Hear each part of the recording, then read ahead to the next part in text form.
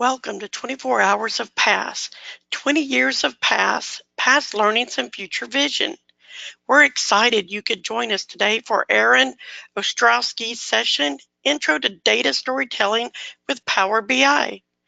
This 24 Hours of Past consists of 24 consecutive live webinars delivered by expert speakers from the past community.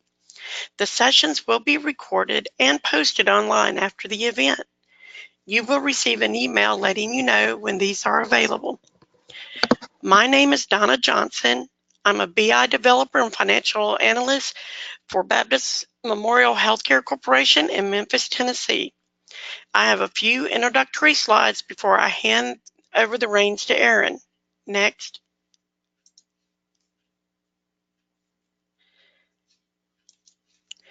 If you require technical assistance, please type your request into the question pane located on the right side of your screen and someone will assist you. This question pane is also where you may ask your questions throughout the presentation.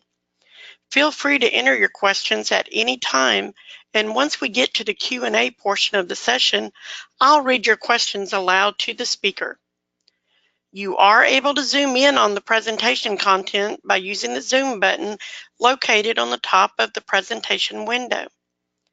Please note that there will be a short evaluation at the end of the session, which will pop up after the webinar ends in your web browser. Your feedback is really important to us for future events, so please take a moment to complete this. Next.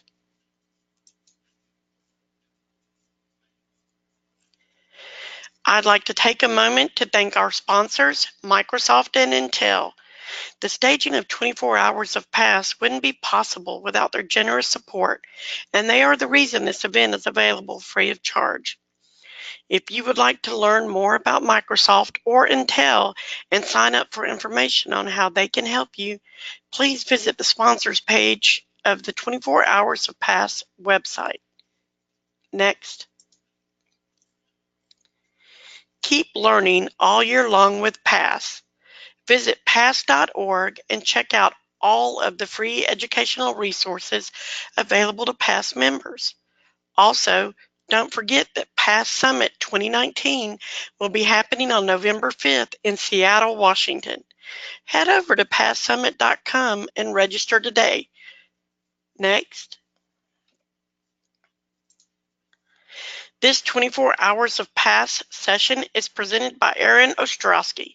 She works as a training content developer for Pragmatic Works and loves focusing her creativity directly into technical business intelligence solutions for client learners. Her focus at Pragmatic Works is original technical writing, video recording, and delivering live trainings predominantly around Microsoft's Power Platform technologies. Next. And without further ado, here's Erin with Intro to Data Storytelling with Power BI.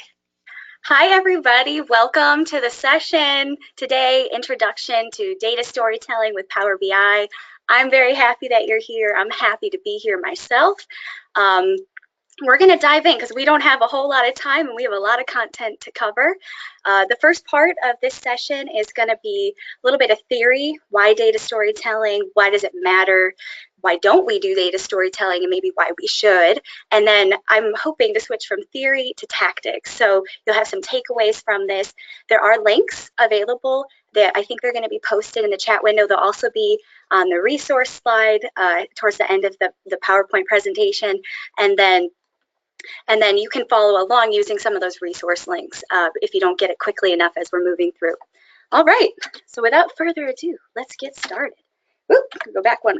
All right, so I said our agenda today, we're going to go through the data storytelling. What are the needs? What are the barriers that are around? I'd like to show you where you can see some inspiring data storytelling examples. And then we're going to basically cover what I consider to be some of the important elements of data storytelling. So today we're focused on tactics that really lead to being able to develop original narrative in a compelling way. And so we focus on themes, That's color themes, that's what I'm saying, and how that can tie together to help your story, background images, custom visualizations, and then a really key element is going to be the bookmarking and selection pane, because that's how you set up a lot of navigation, spotlighting, a lot of cool stuff. And then if we have time, which I'm really hoping, we'll get to what I call cool tips. So basically taking your tooltips to the next level and utilizing the real estate we have in our Power BI canvas most effectively. Tooltips can give us some really great options. So let's get into it. So why is data storytelling important? Well, you have to do it. No, I'm kind of kidding, but I'm kind of not.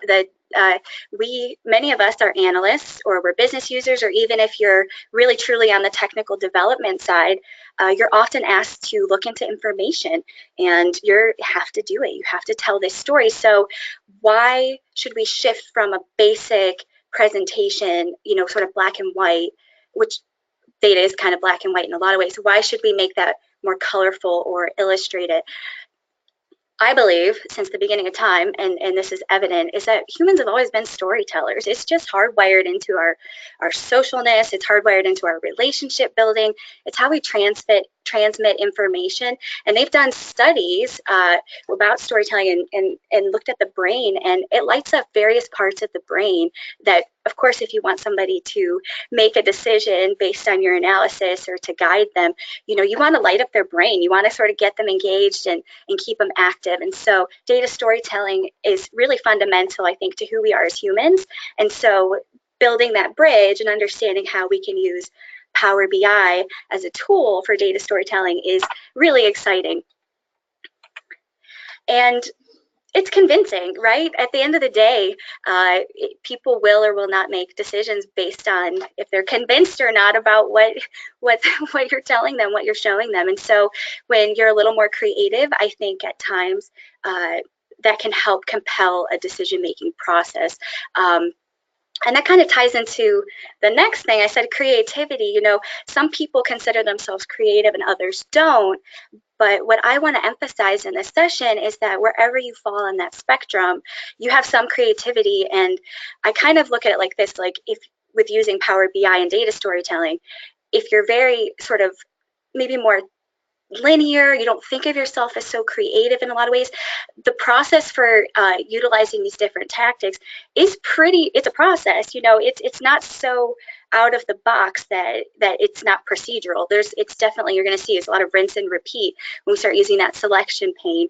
So it's people often don't do the storytelling because they struggle with telling the story, but I want to encourage you, you have some creativity, and a little footwork up front can make a huge difference later on. And so even if it's a struggle for you, push through, because Power BI is a great tool to use.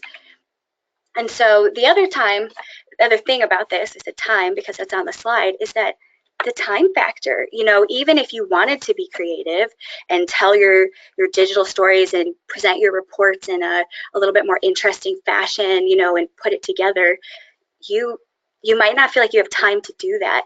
Well, I have great news. Power BI is an excellent tool, because a lot of the footwork you do up front, you're able to leverage later on in different scenarios. So what I mean by that is you could create your own layout and theme and all of that folk up front, and you can carry it into every report after that. You don't have to necessarily repeat the process of telling a great story every time. You can rinse and reuse that if you export your report as a template and then reapply it. So I just want to encourage you, you think you don't have time, but maybe the time isn't the issue. It's just our concept of time, because it is valuable and it's important. And I think anything that we want to spend a lot of time on anyways, we have to spend a lot of time anyways, we might as well make it great, right? We might as well sort of take it to that next level. And so there's really, theoretically, there's three components to data storytelling. You've got, let's say, start with the data, of course. So you start with your data and you pull that together, and then you analyze it and break it down and start to see your trends over time. And that's what we're trying to get, right? There's more data, there's more information. People want more insights more quickly. And so you take that data and you construct a narrative. whether you choose to be creative or not, whether you choose to focus on the storytelling component, you do have a narrative. Otherwise you wouldn't be presenting the information, right? There's no point. Those insights are your narrative. And with great storytelling, we focus on what are the key components that we really want to highlight.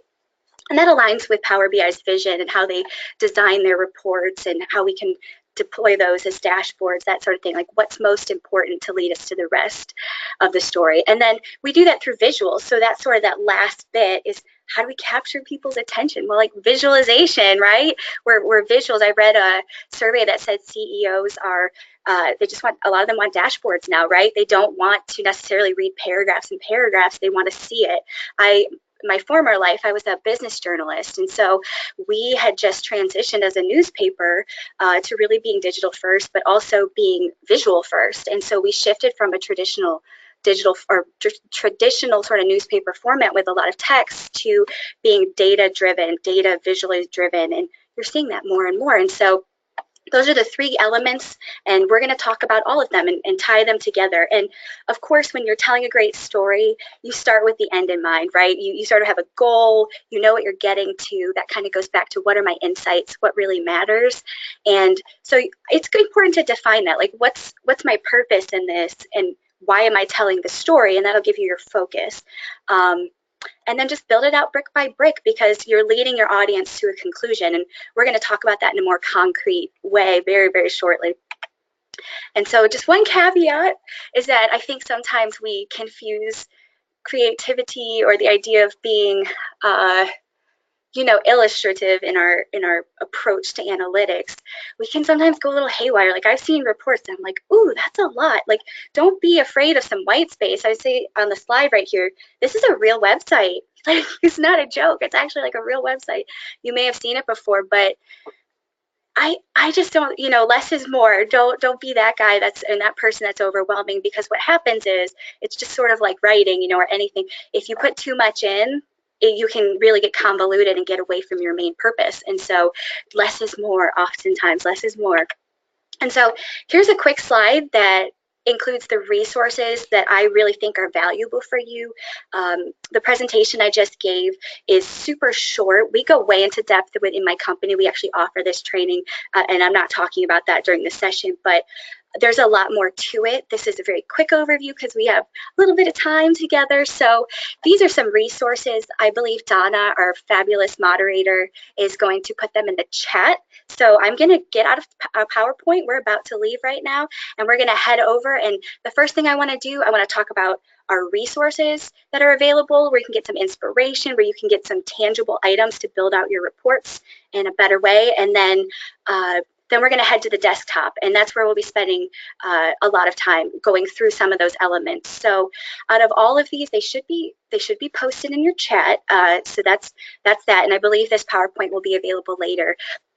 I will say the last one, the Data Radiant blog for data storytelling, you definitely probably want to plug that one in, because I'm going to pull my example from there, and it will probably be the best way to follow along and sort of interact with the report that we're going to go through. So what I'm going to do is basically show you a digital storytelling example.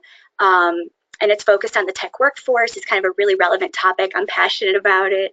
And I'm going to show you this example, and I'll do it on the blog, and then I'm going to pull into the desktop, and I'm going to break down some of those key elements. So like I said, you may want to follow along with that last link, because you'll be able to access, and it make it a more fun session for you if you can interact. So without further ado, I'm going to head out of PowerPoint. There's my demo slide, and we're going to head over into the great land of the internet. You pull up a browser and go to the first resource that was listed there, and this is the Data Stories Gallery. Thank you, Power BI community. You brought a bunch of resources together so I could be inspired and see what other people are doing. I don't know if I hope you guys are on the site and checking it out yourself. There are so many fantastic examples in here of different ways to share and show your report. I highly encourage you, click on them. This is one that my boss did, actually. It's called the video game sales. They presented it at PASS last year. It's sort of the basis for the whole data storytelling thing that we put together anyways. And you can see, you can navigate through on these left panes.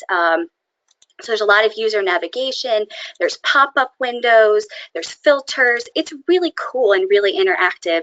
And it functions kind of like a website. And so when I'm saying data storytelling, it's thinking of it like, how can I guide my users through the narrative in a very intuitive, simple way, right? Because we want to lead them, down the right path, and we also want them to enjoy what they're going through. And so this was just one example. Like I said, I'm going to go back one screen right now. There are tons of great examples. I particularly like that one. But yeah, that's something I wanted to show you. You can draw inspiration. There's some really cool stuff on this website. So the Data Stories Gallery of Power BI is a great resource. I highly recommend it. The next resource I want to show you is from a company called Power BI Tips and Tricks. I love these guys. I love them. So from a tactical standpoint, they offer so much interesting so many interesting pieces and parts to your report that maybe you never thought about.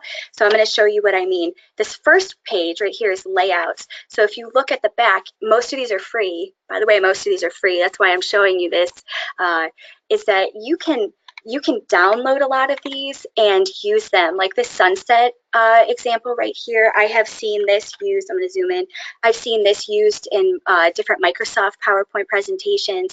Today, this example right here, sorry if I'm making you guys nauseous, I'll try to go slowly, but the Ben Blue, I fell in love with it. I was looking, when I was putting this together, I was looking for different themes and layouts, and this one stood out to me. I said, I like those colors, I like it, it's clean. So I took from this and I made it my own. I didn't use it exactly as they gave it to me, but I drew my inspiration. I used different elements, different components from it. So just to let you know, it's a great resource.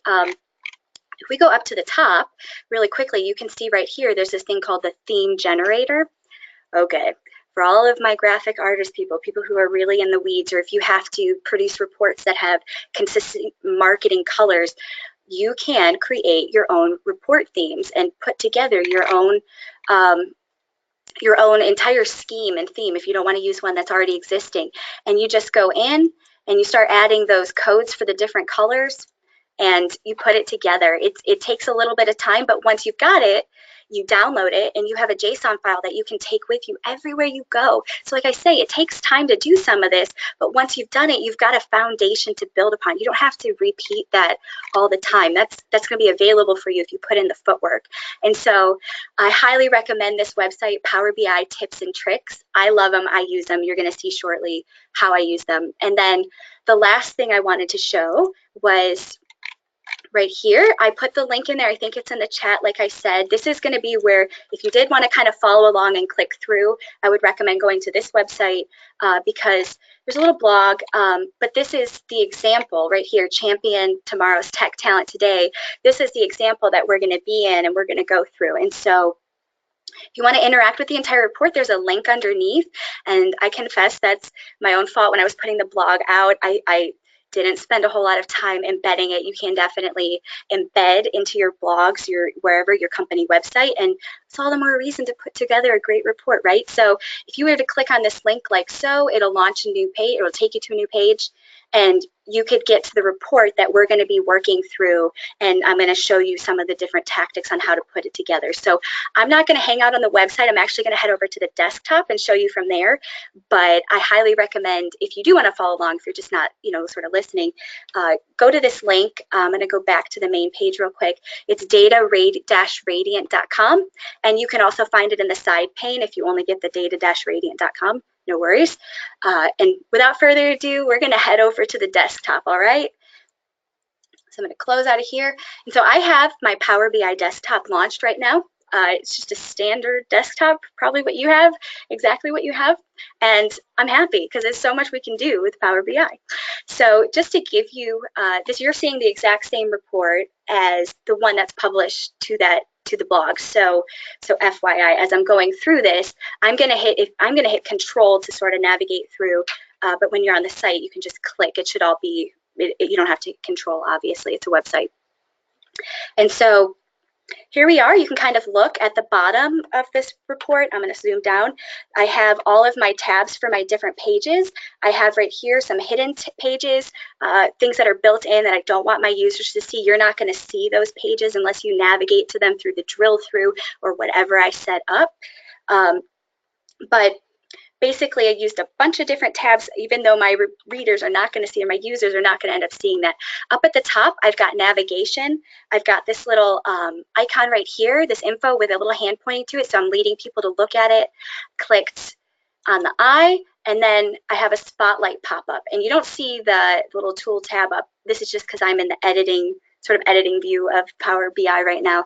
But on the final product, you obviously don't see that. And so I wanted to let people know when you land and you're going through this report right away, this is the most important piece of information, right? This is critical. And so I set it to a spotlight. I used a bookmark and selection. I'm going to show you how to do that here in just a few moments, excuse me. They can click off. Now, all of my pages are listed right here. All the pages that they can see that are visible and sort of final product related. And so I could click on those. These buttons are navigatable, and it's going to take them to different pages within my report. And so the whole focus of this report was on the tech workforce. And so it's actually kind of perfect for y'all because you are the tech workforce, essentially. You wouldn't be here if you didn't have a technical interest, a technical domain of some sort. And so I'm just sort of clicking through right here. But you can see that this is all about the tech workforce and the lack of, what are some of the problems? Like, for example, we have a shortage of workers, which, I mean, that means better salaries for some of us, but that also means we have a shortage of workers, right? We need more people in the tech workforce. And how does that break down by gender, by salary? And so on each page, I distilled my key insights and I put them, visually together. And if you notice, I left white space. I didn't fill up every single component of the space because that's just too much. And then up at the top, there are these buttons, and alternately, my users could navigate using the button up at the top, right? It's kind of fun. It's kind of interactive. And that's this is what the report looks like in overview. We're going to jump in and get to some of these tactics. How did we make this, right? How did this happen? So I'm just going to scroll over a few pages. And I'm going to start with a blank page because, as you know, we all start with blank pages, right? And so I'm going to close these little panes right here. This is what you would probably see if you were, I'm going to turn this a little bit. This is what you would see if you were just signing in. You have a blank page. You've got, of course, your fields tab right here. You got your fields. You've got your format, which is a paint roller icon. We'll click on that. And how did I get that background, right? That's kind of the first question. How do you go from a blank page to that background? I used an image. I took an image. I used PowerPoint to do this. I put a title up at the top, and I liked it a certain way, and I used an image. I saved it as a JPEG, and then I imported that image. And so I'm going to show you how to do that right now. So here we are by that format pane, and you can see I can expand. Okay, here's page information. It's going to give me my name, right? Page size, this is the ratio you're going to see. If you were doing a tooltip, you would change that here. And then page background, and this is where what I did sort of comes into play. So if I add an image to the background like so, I'm going to pull out for a second, and then I'm connected to, I've sort of beforehand compiled, the images I want, what I thought I would have, and so that's all compiled in a folder. And what I did was I made a background image, and I hit open, very easy, right? Oh, it doesn't fit, no problem. If you go over here, back to the page background, you can change the image fit from normal to fit. And I find that fit is a lot better. One thing to note is that this transparency, for whatever reason, it's like set to 100 when you first import an image most of the time. So let's pull out so you can see this. So if it's like this, you're like, I don't see it, it's not there. Change your transparency. I was like sort of stumped for a moment at first, and then I realized, oh, it's just a matter of transparency. I need to change that. And so that's one thing. I wanted to show you how to import a background image. I encourage you, make your background images, set them. It gives so much more of a feel to your report. It can lead to natural navigation.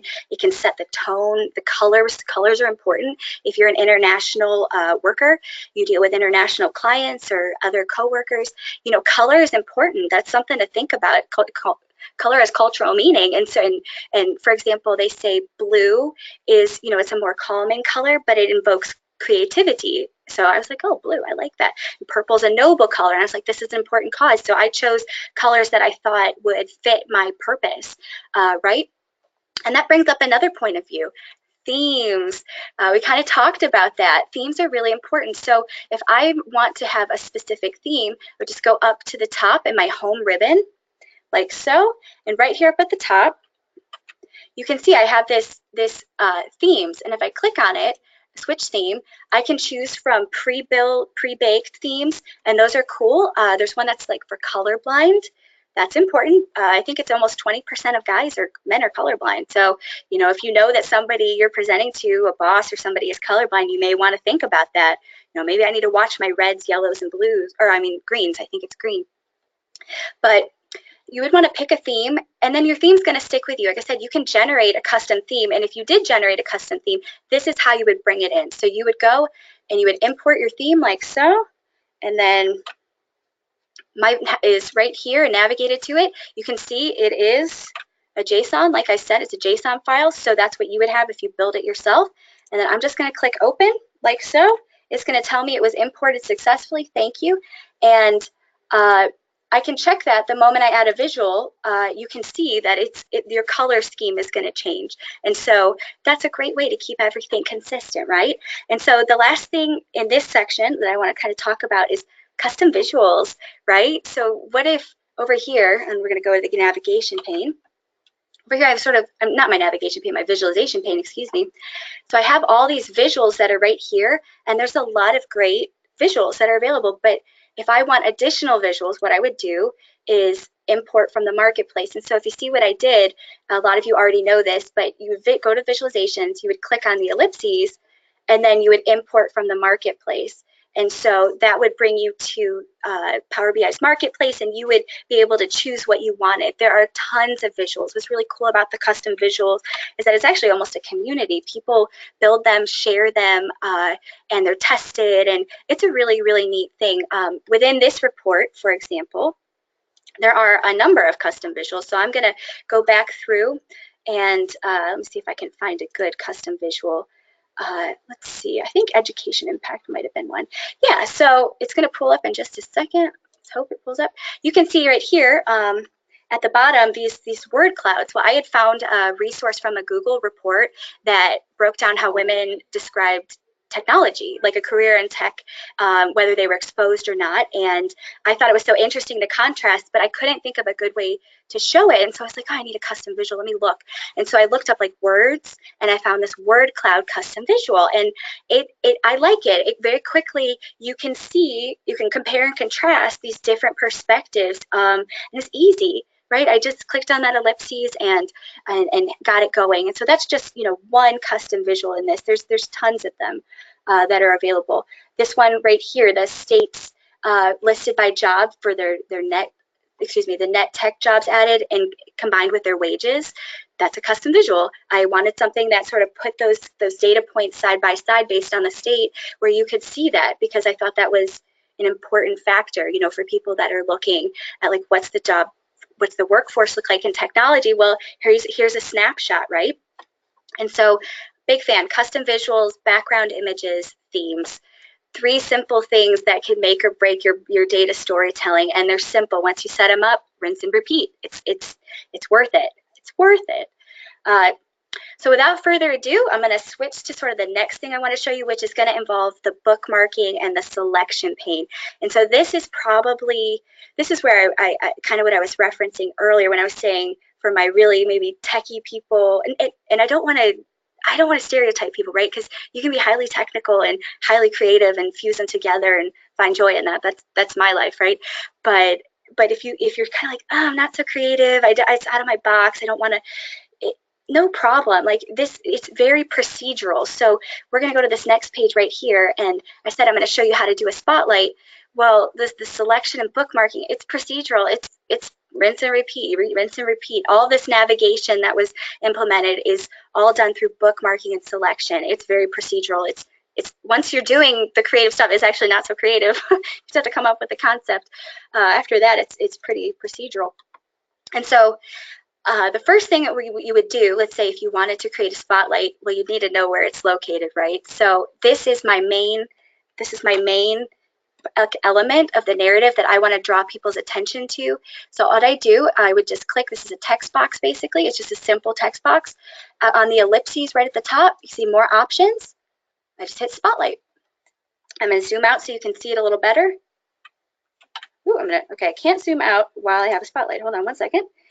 I'm going to rinse and repeat. Okay, my zoom out is not working so well. Okay, there we go. So click on that ellipses, pardon me, and spotlight it like so. And that's how you would set up, okay, I have a spotlight, but how do I save that, right? Why, this is great, but what happens when people click off, it just goes away. Like they could do that, but I want it to be there automatically. This is where bookmarks come in and the selection pane. So up at the top ribbon, you can see there's this view tab, right? And what we have to do is select bookmarks and selection pane. And what will happen is these additional bookmarks and selection pane, these panes will appear. And I only use these when I need to, and then I get rid of those panes because there's not a lot of real estate and I don't want it in my view. It's a little crowded. But this is how you build out your navigation, your spotlights, your pop-ups, everything. It's going to be selection and bookmark, and then setting up your actions on your items. So let's do this. First thing I want to do is I want to create two different views. I just need one view actually. I would like to create a view that is spotlighted only when my users click on that information icon. I don't want it to be all the time. I want it to be when they click on that. That's why that little hand is right there to indicate, click here, this is important. So what I would do is simply spotlight, like so, and then over in my bookmarks pane, right here, I would click add.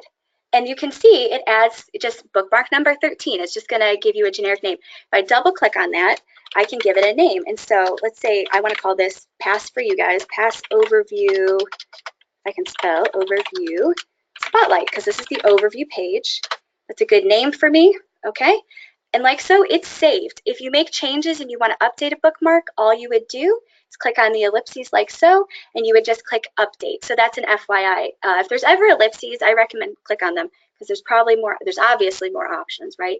And so you could delete it if you're like, I don't need that bookmark, it's a waste. Get rid of it. If you want to group bookmarks together later on, you can do that. So that ellipses is your friend. But I've now got this bookmark. It's just sitting there. It's not doing anything. So I'm going to zoom out.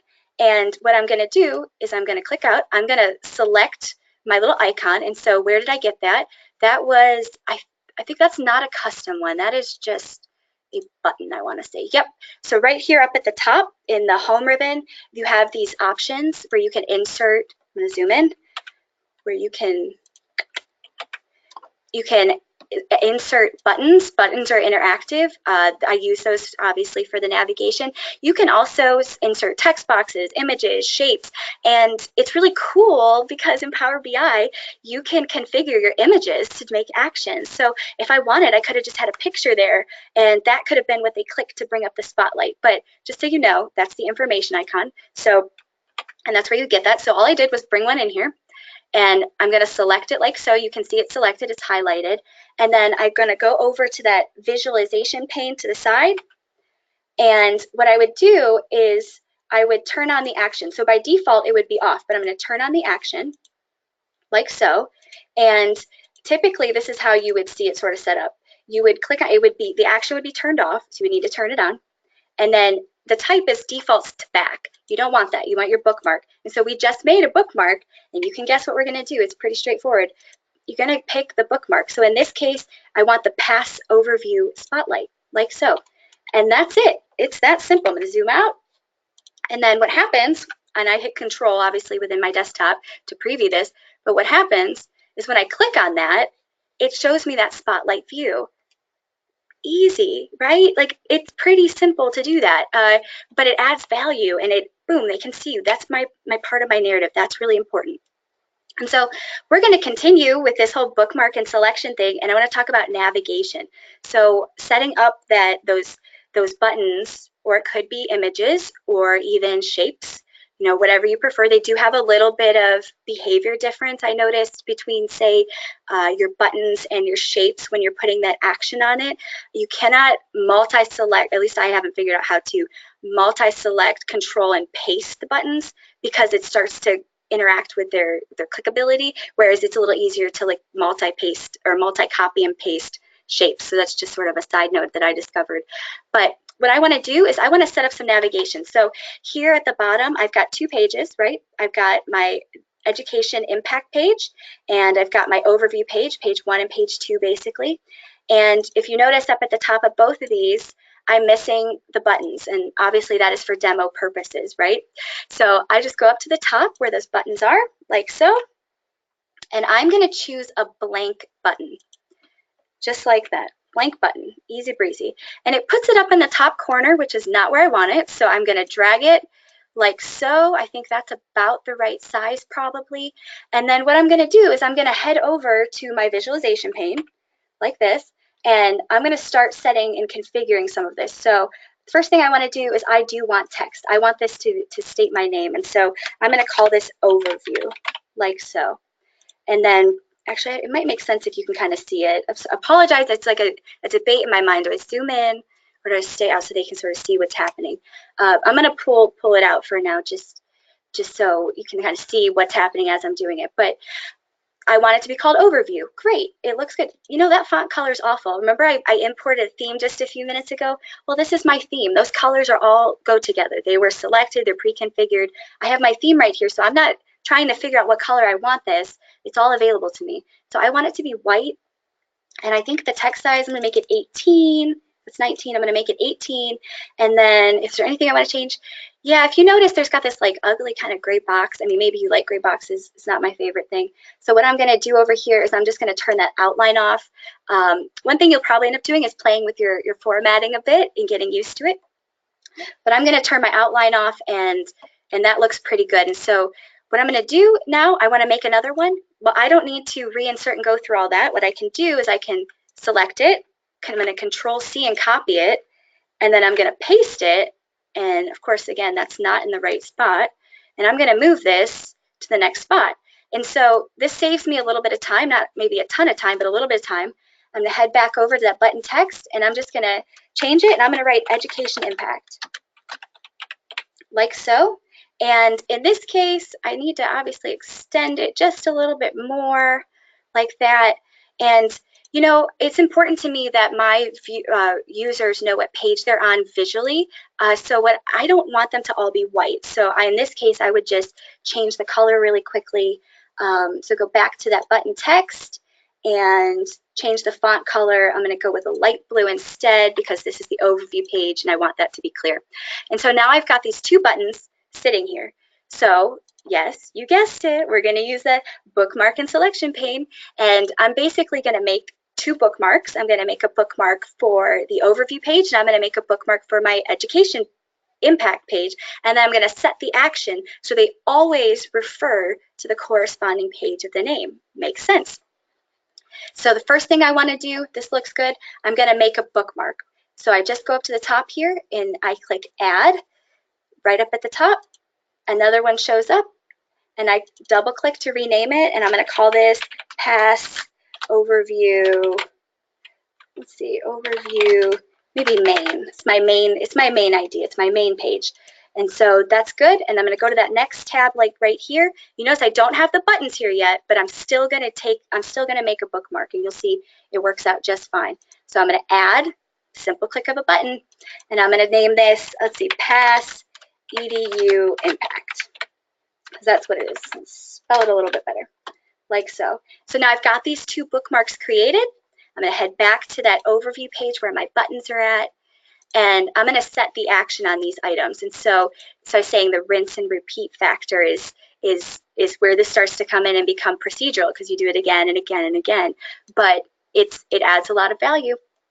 So I'm going to select the overview icon, like so, and then head over here to where the action is, as you can see, and this is exactly the default. It would be off, so you would turn it on like that, expand it, and it defaults to back, so change that to bookmark. And right now this is the overview page, so I want the bookmark that's associated to be the overview page, and I want it to be my overview main page, right? Not my spotlight one. And so that was it. That was it. It's pretty simple, right? And I'm going to come over here and I'm going to set my action on this one. I'm going to turn it on. I'm going to make it a bookmark, and I'm going to send it to my EDU impact page, because that's where I want it to go. And then the next thing I'm going to do is I'm going to copy and paste those on the page, so I don't have to set the action every single time. And please hear me, if you learn nothing else, learn from my mistakes. I didn't know that you could, at first, when I first learned all this, I didn't know you could, when you copy and pasted, it took the action too. So I structured it, like I put them all in place, and then I started setting the action, and I realized, wait a second, I only needed to do it on one page, and then I could transfer it. So learn from my silliness, and that's a tip right there. So select it, Control C, and it's going to take that action right with it. And guess what? When you head over to that next page, if, for example, you have a layout like this, it will paste it. If you just hit Control V, it'll paste it in the exact spot that it was before. And so if you're using sort of a standardized format, once again, that makes it a little easier. I didn't have to think about moving it, sizing it, none of that. It went where I wanted it to go. It's in the right spot. Education impact, I'm going to do the same thing. And I'm going to go over, and I'm just going to hit Control V. I'm going to paste it, give it a second, and there you go. And then let's test this out between these two different pages. So right here, I'm on the education page, but I'm going to click on overview and see what happens. Takes me back to the overview page, and then I click on education impact. Yep, takes me to the education page. And so very quickly you can see how to set this up. What I basically did up here at the top when I was configuring the arrows was I just made a bookmark for each page, and then I configured it to the next one in the order that I wanted it to go. And so my users are going to navigate based on the story I wanted to tell, based on the order I wanted them to go. Of course, they could pick on whatever they want and know what it is, but if they use the buttons, they'll go through in that sort of sequential order that matches my narrative, that emphasizes the information that I pulled out in those insights. And so that's bookmarking. Another example of this bookmarking, I'm just going to show it on one of the complete examples, is if you were to go, say, it's on the salary impact page. So if you are following along, I believe it's on the salary impact page. I want to see if I'm pretty sure it is. You go to the salary impact page, click on the information icon up at the top, and you'll see this pop up. So it was the same thing. I pulled in an image, configured it, set it up. I wanted to emphasize which skills in tech are going to be worth a lot of money. This is actually probably useful for you if you're watching this webinar, right? Like, where do I focus my time and energy? What's going to have ROI? And then I made it a pop-up, and I saved a bookmark of it. You can see it over here in this bookmark pane, what I created, and then I set the action on that icon, same thing. And then, of course, to go back, what I made was another button, and I configured the action on that button to go to the main page. And so if I click on it, I can get out of there painlessly. It's pretty simple to navigate. And so so that's a great tactic, knowing your bookmarks, your selection pane. I encourage you, get familiar with them, set those actions, and you will start finding it all ties together really nicely. You're able to guide people where you want them to go. It's pretty cool. And let's see, how are we doing on time? We got 6:45, so I know we need to leave some time for Q&A, so I'm going to just show you what I call cool tips and give you an overview of one that's already done. And it's probably one of my favorite things, because if you ever notice, like, we're going to look at this really quickly, but like if I hover, I'm sure you've seen this, you hover over these different visuals, you'll have a pop-up. It's called a tooltip, and it's going to give you interesting information, and you get a sort of a default gray box with white and gray font, and it's really useful. You can have a lot of you can set what information you want on there, that sort of thing. I'm heading to the economic impact page, by the way, but it's kind of just straightforward. It's not anything super interesting. So what I did is I started to think to myself, how could I make this more interesting, right? Like, how could I make a tooltip more visually stimulating and add impact. And so one of the ways I did that was I made a tooltip for my map. It's based on the state field. And so what I wanted to do, this is the economic impact page if you're following along on the blog as well, like sort of interacting yourself, but on the economic impact page, if you hover over the different states, you'll see the state name comes up. You'll see how many tech jobs they've added. Again, this is all like kind of good information to know for us, right? And then what was their tech spending? What was their GSP per capita? So, per person, what is each state spending tech-wise? And it's really interesting. I thought it was fascinating. I broke them into different segments. So did they lose jobs? Did they have some job growth or a significant job growth? And then I wanted, when people, my users, my readers hovered, I wanted them to quickly get that information, and without having to do anything. They can literally hover over and play with this, and it's visually stimulating. This might not be your particular cup of tea. Maybe you don't like these colors, or it's not an interesting topic, but you wouldn't be on this webinar if you didn't have to make reports and you weren't using different visualizations. So it's something to consider really is, and I would encourage you, is the tooltip. Make it a cool tip. So I'm going to show you kind of how I did that. Down here at the bottom, you can see this Tech GSP tooltip, and it's a hidden page. So any kind of tooltip you make, you're going to want to hide it in your report. So I'll show you how to do that. You may already know, but you would just right click. So all I did was click on my page, and I clicked hide page. So I can see it, and anybody who were to work with me on this in editing could see this in their desktop if they had the file. But my end users are not going to be able to see it. And so it's a good little trick. Hide your pages, build those cool wow factors behind the scenes. We're like the Wizard of Oz, come to find out it's not really a wizard, it's somebody behind the scenes. So, so I'm going to click on this tab really quickly, zoom out. I apologize for that view. And I'm going to show you kind of how, this is basically how I created it. And so the first thing that I did, I'm going to shut this out right here, is when I came to a blank page to create this, I went over to my format tab. Remember I was saying about page size? Well, right here, set the page size, and there is a default called Tooltip. You can choose that. It's not the default. The default is the 16:9, but one of your options, your pre-baked options, is this Tooltip. And so if you click that, it's automatically going to recognize that within the Power BI. So it's really great because it sort of pre-configures and starts to associate it with that you're going to want to use it in that manner, which is great. And then up here in the view, I'm going to show you, let me zoom in again. Up here in the view, you can see, it's on the view tab, you can see there's this thing called page view, and a lot of you may actually know this. Oh, where is it? Why am I not seeing it? Hold on a second. Fit to page, fit to width. So no, this is exactly it. So I just was looking at it wrong. Typically, it's going to be like fit to page. Like this is what, if you were just creating this and you had set the tooltip size, this is what you would see. It would be full size. And that's cool if you're like working out the details, but when you want to see like scale, like what is this actually going to look like? So go up here to page view and click actual size, and then you'll get a feel for how much real estate you're really working with. And so just a little tip, if you didn't already know that, you can create a tooltip and you can view it in its size right there, like so. And so just to give you an overview before we get into our questions for the last few minutes, this whole tooltip is composed of basically 3 different cards. So go back to report. So if you can hardly see it, let me see if I can zoom in and make it more apparent. But I have 3 different elements in here. I have a column chart down at the bottom, that's the Tech GSP. I have a card, and I have another card. So this is actually 3 different visuals all put into one.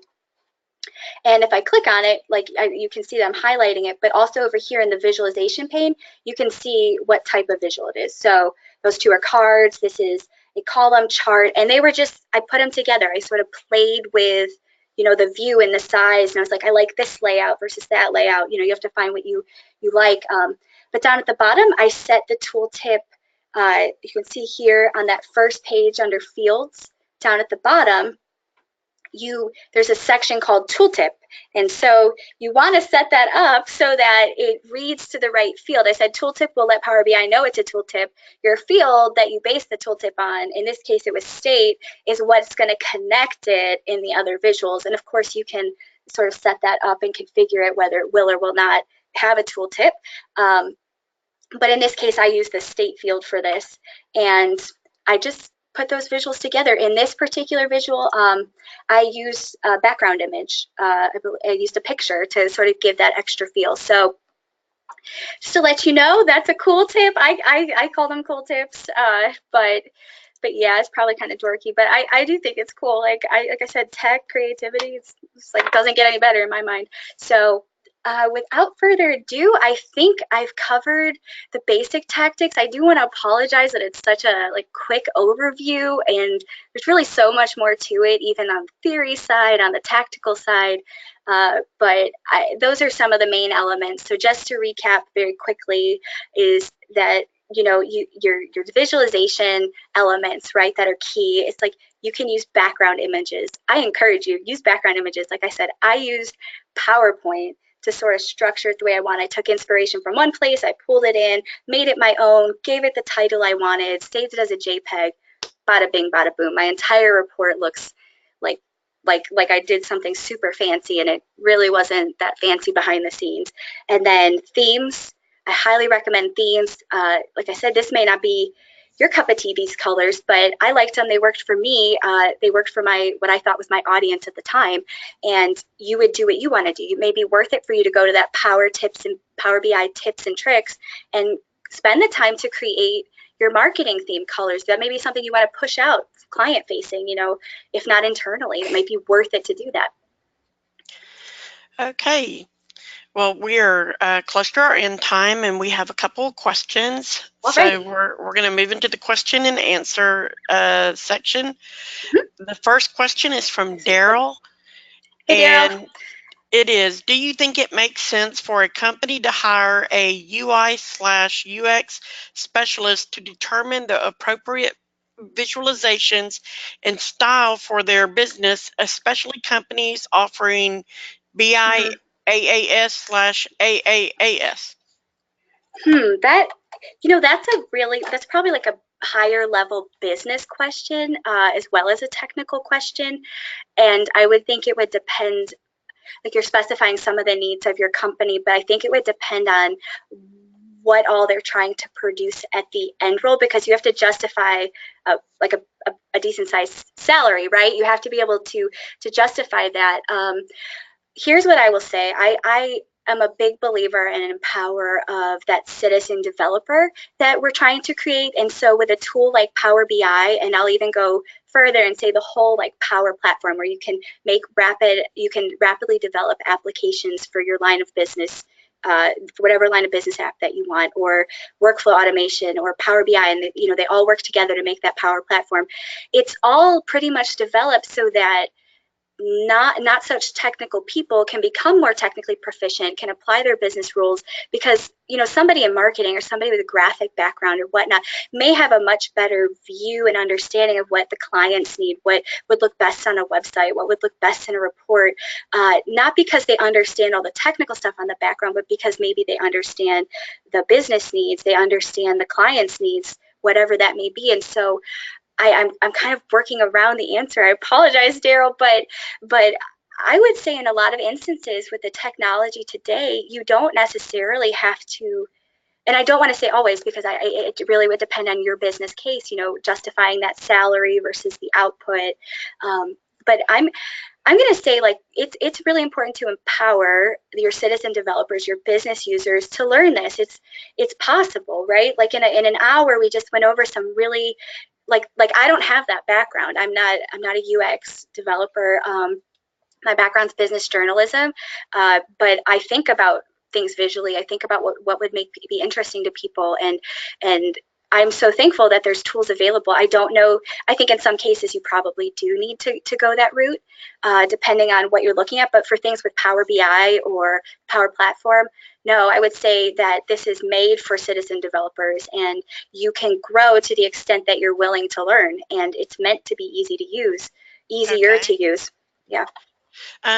From a Jesh, can a group of bookmarked views be printed off as a PDF? Oh, that's interesting. A group of bookmark views. So when she's saying group of bookmark views, meaning like within the bookmark page, grouping them together, that's how I'm understanding that, but I'm not sure if that doesn't. Sure So if we're talking, I don't know if that's the right question, if I'm understanding the question correctly. It's like my understanding of grouping in terms of like bookmarks would be like this. So if I control, let's say multi-select, like I want to group all my education impact things. So I'm going to click on education and I want this one. So I'm going to control click and select that. And then I'm going to control and I'm going to select that.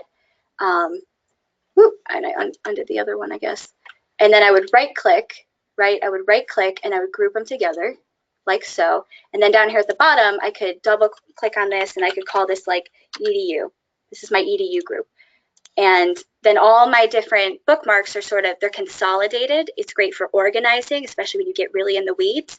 I don't think that you can export the bookmark view and those groups as a PDF per se. However, what you could do is obviously like you could screenshot that. I use Snagit, but if you were really wanting to capture, I guess, your groups and the views in the bookmark, if that's the question, I would think a screenshot maybe would be a better way to go, and then put that into the PDF you're creating, if that's what you're saying. If you're talking about sort of exporting, then that would. They said if the tabs are made as page 1, page 2, and then went to print both of them together, e.g. print this report by state. Okay, print it by state. So when you print, it's going to print whatever is visible within the report. So if you structured it so that your states are each a different page, then you would get each, it would be broken out like that. But I think the answer ultimately is like what you see is what you get in terms of printing and exporting and turning it into something like that you can hard copy, hand over, or look through and mark on. What you see is what you get when you print. So to my knowledge, and it's not possible to sort of construct, like have an alternate printing view other than what it is. Okay, and they further clarified that it's more of as users want the report to be emailed to them. Yeah, you can. I mean, you certainly could email the report. Absolutely, you would export it and and save it and email it over. But what's kind of interesting, because in that case, like I think the better solution would be to publish your report to the Power BI service and then share it from there. And then they could, depending on how you set that up when you're sharing, they definitely could have, they could have the link emailed to them to be able to get to the report. That's one great way to do it. And you could send over your PBIX file to people, but what you see is what you get. So even in all those instances, what you've created is what's going to be outputted. So there's not like an alternate view, so to speak. Okay. Hi, sorry to interrupt, but we've reached the top of the hour and we need to wrap it up. Yeah. And all the questions that need further in-depth answer or were not answered will be provided to her, and she will follow up with them, with the individuals. Yes, I'm definitely happy to do that. Thank you, Eric and Donna. I appreciate y'all, and everyone who stayed on. I appreciate y'all. Coming up next, stay tuned for our next session, Constant Change and Community with Rick Hedges. And thank you for attending. Thank you. Bye.